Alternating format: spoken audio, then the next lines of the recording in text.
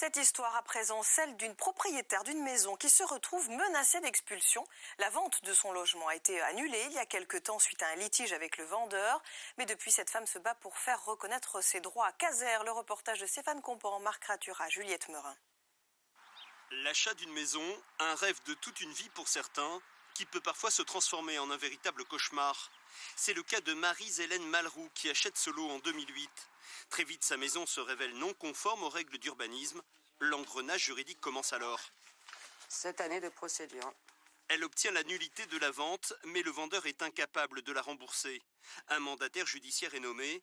Son objectif, vendre l'ensemble du bâtiment pour rembourser les créanciers. Il demande alors l'expulsion de Marie-Hélène Malroux et des indemnisations d'occupation des lieux.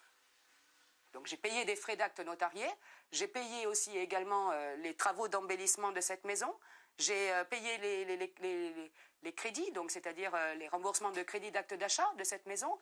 Je paye les taxes d'habitation depuis 2008 et on m'explique aujourd'hui que je suis une habitante sans droit ni titre. Incapable financièrement de quitter les lieux, la situation devient inextricable. Selon cet avocat spécialisé en droit de la construction, ces complications semblent relativement fréquentes. C'est une situation qui n'a rien d'exceptionnel, malheureusement, rien d'exceptionnel. Le conseil, c'est de s'entourer de tous les renseignements d'urbanisme, se faire communiquer le PLU, aller à la mairie si c'est une petite mairie, savoir dans quelles conditions on peut construire, consulter tous les documents disponibles. Pour que le conte de fées ne se transforme pas en cauchemar, mieux vaut prendre son temps et se renseigner auprès des différents professionnels. Pour tester l'efficacité d'une crème, les laboratoires cosmétiques